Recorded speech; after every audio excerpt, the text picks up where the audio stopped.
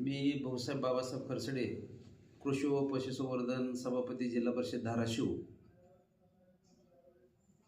परंडा धाराशिव जिल्ह्यामध्ये एकूण 14 मंडळे महसूल मंडळामध्ये पीक विमा मिळाला नाही. त्यात परंडा भूमवासी मतदारसंघात एकूण 7 मंडळामध्ये पीक विमा मिळालेला नाही.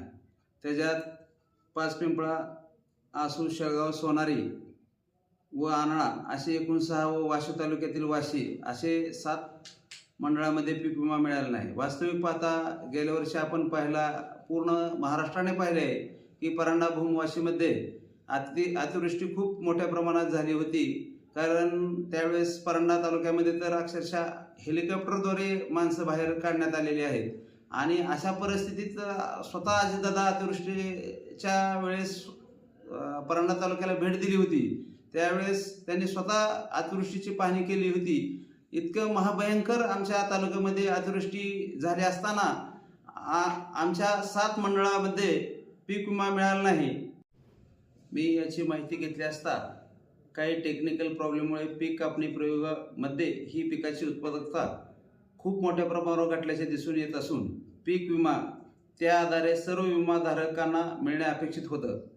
तथापि सॅटेलाइट बेस तांत्रिक उत्पादन सदोष पद्धतीमुळे सदरचे महसूल मंडळ पीक कापणी प्रयोगाच्या आधारे पीक विम्यासाठी पात्र असून देखील त्यांना अपात्र करण्यात आले. त्यामुळे अपात्र केलेल्या मंडळासाठी आमचे नेते आदरणीय राणादादा तसेच आमचे मार्गदर्शक नेते राहुलभैया मोठे हे सातत्याने प्रयत्न करत आहेत.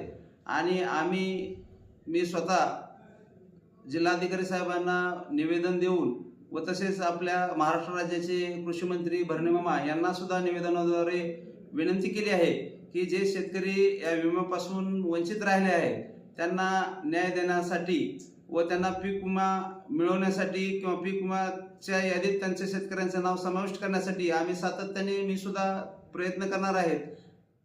माझी कृषी मंत्र्यांना एवढीच विनंती आहे की धाराशिव जिल्ह्यातील जे 14 मंडळे पीक विम्यापासून वंचित राहिलेले आहेत त्यांना पीक विम्याच्या यादीत समाविष्ट करून खऱ्या अर्थाने शेतकऱ्याला न्याय देण्याचं काम कृषी मंत्र्यांनी करावे,